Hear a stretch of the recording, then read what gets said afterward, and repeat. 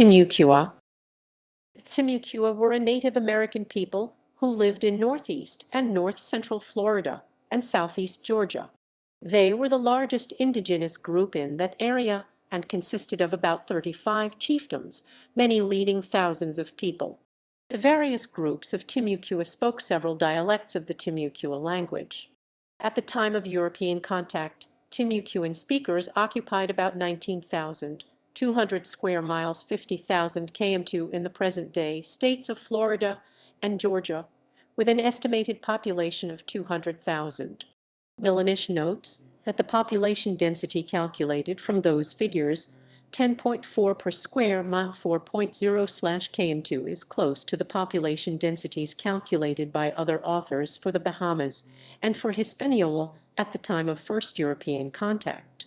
The territory occupied by Timucua speakers stretched from the Altamaha River and Cumberland Island in present-day Georgia as far south as Lake George in central Florida, and from the Atlantic Ocean west to the Aucilla River in the Florida Panhandle, though it reached the Gulf of Mexico at no more than a couple of points.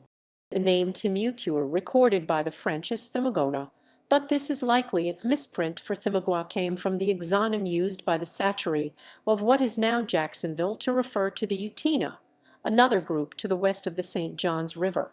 The Spanish came to use the term more broadly for other peoples in the area. Eventually, it became the common term for all peoples who spoke what is known as Timucuan. While alliances and confederacies arose between the chiefdoms from time to time, the Timucua were never organized into a single political unit. The various groups of Timucua speakers practiced several different cultural traditions. The people suffered severely from the introduction of Eurasian infectious diseases. By 1595, their population was estimated to have been reduced from 200,000 to 50,000, and 13 chiefdoms remained. By 1700, the population of the tribe had been reduced to an estimated 1,000 due to slave raids from Carolinian settlers and their Indian allies. The local slave trade completed their extinction as a tribe soon after the turn of the 18th century. Meaning: the word Timucuan may derive from Thimagona or Timingwa, an exonym used by the Sacharua chiefdom of present-day Jacksonville for their enemies, the Utena, who lived inland along the St. Johns River. Both groups spoke dialects of the Timucua language. The French followed the Sacharua in this usage, but the Spanish applied the term Timucua much more widely to groups within a wide section of interior North Florida. In the 16th century, they designated the area north of the Santa Fe River between the St. Johns and Suwannee Rivers, roughly the area of the group known as the Northern Utena, as the Timucua province, which they incorporated into the mission system. The dialect spoken in that province became known as Timucua, now usually known as Timucua proper. During the 17th century, the province of Timucua was extended to include the area between the Suwannee River and the Aucilla River, thus extending its scope. Eventually, Timucua was applied to all speakers of the various dialects of the Timucua language. History. The pre-Columbian era was marked by regular, routine, and probably small tribal wars with neighbors. The Timucua were organized into as many as 35 chiefdoms, each of which had hundreds of people in assorted villages within its purview. They sometimes formed loose political alliances, but did not operate as a single political unit. An archaeological dig in St. Augustine in 2006 revealed a Timucuan site dating back to between 1100 and 1300 AD, predating the European founding of the city by more than 2 centuries. Included in the discovery were pottery with pieces from the Macon, Georgia area indicating an expansive trade network, and 2 human skeletons. It is the oldest archaeological site in the city. The Timucua may have been the first American natives to see the landing of Juan Ponce de Leon near St. Augustine in 1513. This notion is up for debate, since most historians now agree that the Ponce de Leon landing point was more likely much further south in I's territory, near what is today Melbourne Beach. If so, Timucuan contact with that particular expedition was unlikely. Later, in 1528, Panfilo de Narvaez's expedition passed along the western fringes of the Timucua territory. In 1539, Hernando de Soto led an army of more than 500 men through the western parts of Timucua territory, stopping in a series of villages of the Aucilla, Potano, northern Utina, and Ustaga branches of the Timucua on his way to the Apalachee Domain. See list of sites and peoples visited by the Hernando de Soto expedition. His army seized the food stored in the villages, forced women into concubinage, and forced men and boys to serve as guides and bearers. The army fought 2 battles with Timucua groups, resulting in heavy Timucua casualties. After defeating the resisting Timucuan warriors, Hernando de Soto had 200 executed, in what was to be called Napatuka Massacre, the first large-scale massacre by Europeans on what later became U.S. soil Florida. De Soto was in a hurry to reach the Apalachee Domain, where he expected to find gold and sufficient food to support his army through the winter, so he did not linger in Timucua territory. The Ikefulian were one of the few Native American groups who bested the Spaniards in combat in the early part of the De Soto Entrada, though this is likely due to the fact that the full force accompanying Soto was not sent against Ikefulian, as well as the expedition's relatively faster travel during this period. In 1564, French Huguenots led by René Goulaine de Laudonnière founded Fort Caroline in present-day Jacksonville and attempted to establish further settlements along the St. Johns River. After initial conflict, the Huguenots established friendly relations with the local natives in the area, primarily the Timucua under the Cascang. Sketches of the Timucua drawn by Jacques Lemoyne de Morgues, one of the French settlers, have proven valuable resources for modern ethnographers in understanding the people. The next year, the Spanish under Pedro Menéndez de Aviles surprised the Huguenots and ransacked Fort Caroline, killing everyone but 50 women and children and 26 escapees. The rest of the French had been shipwrecked off the coast and picked up by the Spanish, who executed all but 20 of them. This brought French settlement in Florida to an end. These events caused a rift between the natives and Spanish, though Spanish missionaries were soon out in force. Timucua history changed after the Spanish established St. Augustine in 1565 as the capital of their province of Florida. From here, Spanish missionaries established missions in each main town of the Timucuan chiefdoms, including the Santa Isabel de Utanahica mission in what is now southern Georgia for the Utanahica. By 1595, by 1700, the Timucuan population had been reduced to just 1,000. In 1703, Governor James Moore led a force of colonists from Carolina with Allied Creek, Catawba, and Uchai and launched slave raids against the Timucua, killing and enslaving hundreds of them. A census in 1711 found 142 Timucua speakers living in 4 villages under Spanish protection. Another census in 1717 found 256 people in 3 villages where Timucua was the language of the majority, although there were a few inhabitants with a different native language. The population of the Timucua villages was 167 in 1726. By 1759, the Timucua under Spanish protection and control numbered just 6 adults and 5 half-Timucua children. In 1763, when Spain ceded Florida to Great Britain, the Spanish took the less than 100 Timucua and other natives to Cuba. Research is underway in Cuba to discover if any Timucua descendants exist there. Some historians believe a small group of Timucua may have stayed behind in Florida or Georgia and possibly assimilated into other groups, such as the Seminoles. Many Timucua artifacts are stored at the Florida Museum of Natural History, at the University of Florida, and other museums. Tribes. Timucua were divided into a number of different tribes or chiefdoms, each of which spoke one of the 9 or 10 dialects of the Timucua language. The tribes can be placed into eastern and western groups.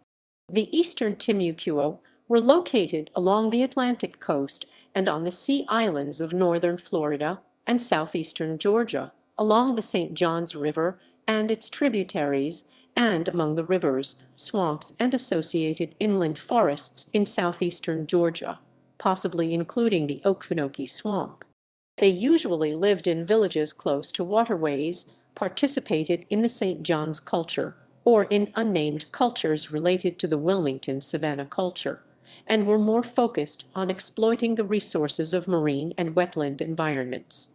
All of the known eastern Timucua tribes were incorporated into the Spanish mission system starting in the late 16th century. However, the Acura appear to have maintained a parallel religious system, with traditional shamans practicing openly with numerous followers even at the height of missionization. After the Timucuan Rebellion of 1656, the Acura left the mission system and appear to have remained in their traditional territory, and to have maintained their traditional religious and cultural practices through the beginning of the 18th century. They are the only known Timucuan chiefdom, among all the Timucua, to have done so.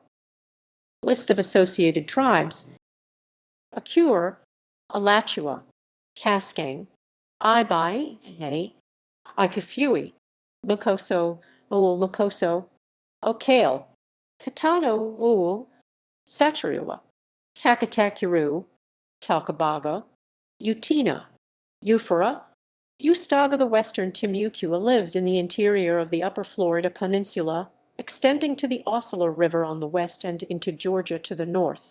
They usually lived in villages and forests, and participated in the Alachua, Siwani Valley, or other unknown cultures. Because of their environment, they were more oriented to exploiting the resources of the forests. Earlier scholars such as John Swanton and John Goggin identified tribes around Tampa Bay Talcabaga, the Uzita, and the Mukoso as Timucua speakers, classed by Goggin as Southern Timucua. However, some of these tribes appear not to have spoken Timucua. Eastern Timucua. The largest and best known of the eastern Timucua groups were the Macama, who lived in the coastal areas of what are now Florida and southeastern Georgia, from St. Simon's Island to south of the mouth of the St. John's River. They gave their name to the Macama province, which became one of the major divisions of the Spanish mission system. They spoke a dialect also known as Macama Timucua for ocean, which is the best attested of the Timucua dialects. At the time of European contact, there were two major chiefdoms among the Macama, the Sachariwa and the Takatakuru, each of which had a number of smaller villages subject to them. The Sachariwa were concentrated around the mouth of the St. John's in what is now Jacksonville, and had their main village on the river's south bank. European contact with the eastern Timucule began in 1564 when the French Huguenots under René Goulaine de Laudonnière established Fort Caroline in Sachariwa territory. The Sachariwa forged an alliance with the French, and at first opposed the Spanish when they arrived. Over time, however, they submitted to the Spanish and were incorporated into their mission system. The important mission San Juan del Puerto was established at their main village. It was here that Francisco Perja undertook his studies of the Timucua language. The Takatakuru lived on Cumberland Island in present-day Georgia and controlled villages on the coast. They too were incorporated into the Spanish mission system, with Mission San Pedro de Macama being established in 1587. Other eastern Timucua groups lived in southeastern Georgia. The Ikefulian Cascang tribes occupied the Georgia mainland north of the Sattler River, adjacent to the Gual. They spoke the Itafi dialect of Timucua. The Euphora tribe lived on the coast opposite to Cumberland Island and spoke the Euphora dialect. The Ibai tribe lived inland from the Euphora and had 5 towns located 14 leagues, about 50 miles from Cumberland Island. Like the Ikefulian Cascang, they spoke the Itafi dialect. All these groups participated in a culture that was intermediate between the St. John's and Wilmington Savannah cultures. The Oconee lived further west, perhaps on the east side of the Okefenokee Swamp. Both the Ibai and Oconee eventually received their own missions, while the coastal tribes were subject to San Pedro on Cumberland Island. Up the St. John's River to the south of the Sachariwa were the Utina, later known as the Agua Dulce or Agua Fresca freshwater tribe. They lived along the river from roughly the Palaki area south to Lake George. They participated in the St. John's culture and spoke the Agua Dulce dialect. The area between Palacta and downtown Jacksonville was relatively less populated and may have served as a barrier between the Utina and Satiriwa, who were frequently at war. In the 1560s, the Utino were a powerful chiefdom of over 40 villages. However, by the end of the century, the Confederacy had crumbled, with most of the diminished population withdrawing to 6 towns further south on the St. Johns. The Ikefulian lived along the Aucilla River and spoke the Ikefulian dialect. Unlike most of the other Timucuan chiefdoms, they maintained much of their traditional social structure during the mission period and are the only known Timucuan chiefdom to have missions in their territory for several decades, to have left the mission system, and to have remained in their original territory with much of their traditional culture and religious practices intact despite missionization. Western Timucua. Three major Western Timucua groups, the Potano, Northern Utina, and Ustaga, were incorporated into the Spanish mission system in the late 16th and 17th centuries. The Potano lived in north-central Florida, in an area covering Alachua County and possibly extending west to Cofa at the mouth of the Suwannee River. They participated in the Alachua culture and spoke the Potano dialect. They were among the first Timucua peoples to encounter Europeans. They were frequently at war with the Utina tribe, who managed to convince first the French and later the Spanish to join them in combined assaults against the Potano. They received missionaries in the 1590s, and 5 missions were built in their territory by 1633. Like other Western Timucua groups, they participated in the Timucua Rebellion of 1656. North of the Potano, living in a wide area between the Suwannee and St. John's rivers, were the Northern Utina. This name is purely a convention. They were known as the Timucula to their contemporaries. They participated in the Suwannee Valley culture and spoke the Timucua proper dialect. The Northern Utina appear to have been less integrated than other Timucua tribes, and seem to have been organized into several small local chiefdoms, with the leader of one being recognized as paramount chief. They were missionized beginning in 1597, and their territory was organized by the Spanish as the Timucua province. Over time, smaller provinces were merged into the Timucua province, thereby increasing the profile of the Northern Utina substantially. They took the forefront in the Timucua Rebellion of 1656, and their society declined severely when it was put down. On the other side of the Suwannee River, from the Northern Utina, were the two westernmost Timucuan groups, the Ustaga and the Aucilla. They lived between the Suwannee and the Aucilla River, which served as a boundary with the Appalachia. The Ustaga participated in the same Suwannee Valley culture as the Northern Utina, but appear to have spoken a different dialect, perhaps Potano. Unlike other Timucua groups, the Ustaga resisted Spanish missionary efforts until well into the 17th century. They maintained higher population levels significantly later than other Timucua groups, as their less frequent contact with Europeans kept them freer of introduced diseases. Like other Western Timucua groups, they participated in the Timucua Rebellion. The Aucilla, living immediately east of the Aucilla River, were described in early contact accounts as a subject of Appalachia, and held some land on the western side of the Aucilla in the territory of the Appalachia chief of Ikefulian. Other Western Timucua tribes are known from the earliest Spanish records, but later disappeared. The most significant of these are the Aucilla, who lived in Marion County, near the modern city of Ocala, which takes its name from them. Aucilla was conquered by De Soto in 1538, and the people dispersed. The town is unknown from later sources. However, both French and Spanish sources note a town named Elaqual or Etaqual in the Acura chiefdom, suggesting that the Aucilla may have migrated east and joined the Acura. Han has argued that the chiefdom of Mocoso, located near the mouth of the Alafia River on the eastern shore of Tampa Bay in the 16th century, was Timucuan. He suggests that the people of that chiefdom may have relocated to the village of Mocoso in Acura province in the 17th century. Organization and classes. Timucua were not a unified political unit. Rather, they were made up of at least 35 chiefdoms, each consisting of about 2 to 10 villages, with one being primary. In 1601 the Spanish noted more than 50 caciques chiefs subject to the head caciques of Santa Elena Ustaga, Tacatacaru, Sachariwa, and Cascang were subject to San Pedro, while the Eufora and Ibai, neighbors of the Tacatacaru and Cascang, were independent. Villages were divided into family clans, usually bearing animal names. Children always belonged to their mother's clan. Customs. Timucua played two related but distinct ball games. Western Timucua played a game known as the Apalachee ball game. Despite the name, it was as closely associated with the Western Timucua as it was with the Apalachee. It involved two teams of around 40 or 50 players kicking a ball at a goal post. Hitting the post was worth 1 point, while landing it in an eagle's nest at the top of the post was worth 2. The first team to score 11 points was the victor. The Western Timucua game was evidently less associated with religious significance, violence, and fraud than the Apalachee version, and as such missionaries had a much more difficult time convincing them to give it up. The Eastern Timucua played a similar game in which balls were thrown, rather than kicked, at a goal post.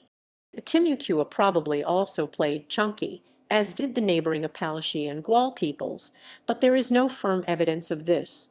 Archery, running, and dancing were other popular pastimes. The chief had a council that met every morning, when they would discuss the problems of the chiefdom and smoke. To initiate the meeting, the white drink ceremony would be carried out, see diet below. The council members were among the more highly respected members of the tribe. They made decisions for the tribe. Settlements. The Timucua of northeast Florida, the Sachariwa and Agua Dulce tribes at the time of first contact with Europeans lived in villages that typically contained about 30 houses and 200 to 300 people. The houses were small, made of upright poles and circular in shape. Palm leaf thatching covered the pole frame, with a hole at the top for ventilation and smoke escape. The houses were 15 to 20 feet, 4.5 to 6 m across, and were used primarily for sleeping. A village would also have a council house, which would usually hold all of the villagers. Europeans described some council houses as being large enough to hold 3,000 people. If a village grew too large, some of the families would start a new village nearby, so that clusters of related villages formed. Each village or small cluster of related villages had its own chief. Temporary alliances between villages for warfare were also formed. Ceremonial mounds might be in or associated with a village, but the mounds belonged to clans rather than villages. Diet. Timucua were a semi-agricultural people and ate foods native to north-central Florida. They planted food crops such as maize, corn, beans, squash, and other vegetables. Archaeologists' findings suggest that they may have employed crop rotation. In order to plant, they used fire to clear the fields of weeds and brush. They prepared the soil with various tools, such as the hoe. Later, the women would plant the seeds using two sticks known as koa. They also cultivated tobacco. Their crops were stored in granaries to protect them from vermin and the elements. Corn was ground into flour and used to make corn fritters. In addition to agriculture, the Timucua men would hunt game including alligators, manatees, and maybe even whales, fish in the many streams and lakes in the area, and collect freshwater and marine shellfish. The women gathered wild fruits, palm berries, acorns, and nuts, and baked bread made from the root kundi. Meat was cooked by boiling or over an open fire known as the barbacoa, the origin of the word barbecue. Fish were filleted and dried or boiled. Broths were made from meat and nuts. After the establishment of Spanish missions between 1595–1620, the Timucua were introduced to European foods, including barley, cabbage, chickens, cucumbers, figs, garbanzo beans, garlic, European grapes, European greens, hazelnuts, various herbs, lettuce, melons, oranges, peas, peaches. The native corn became a traded item and was exported to other Spanish colonies. A black tea called black drink or white drink because of its purifying effects served a ceremonial purpose, and was a highly caffeinated cassinate tea brewed from the leaves of the yopan holly tree. The tea was consumed only by males in good status with the tribe. The drink was posited to have an effect of purification, and those who consumed it often vomited immediately. This drink was integral to most Timucua rituals and hunts. Physical appearance. Spanish explorers were shocked at the height of the Timucua, who averaged 4 inches or more above them. Timucuan men wore their hair in a bun on top of their heads, adding to the perception of height. Measurement of skeletons exhumed from beneath the floor of a presumed northern Utina mission church, tentatively identified as San Martin de Timucua at the Fig Springs mission site, yielded a mean height of 64 inches 1 hem. The conditions of the bones and teeth indicated that the population of the mission had been chronically stressed. Each person was extensively tattooed. The tattoos were gained by deeds. Children began to acquire tattoos as they took on more responsibility. The people of higher social class had more elaborate decorations. The tattoos were made by poking holes in the skin and rubbing ashes into the holes. The Timucua had dark skin, usually brown, and black hair. They wore clothes made from moss and cloth created from various animal skins. Language. The Timucua groups, never unified culturally or politically, are defined by their shared use of the Timucua language. The language is relatively well attested compared to other Native American languages of the period. This is largely due to the work of Francisco Perja, a Franciscan missionary at San Juan del Puerto, who in the 17th century produced a grammar of the language, a confessional, 3 catechisms in parallel Timucua and Spanish, as well as a newly discovered doctrina.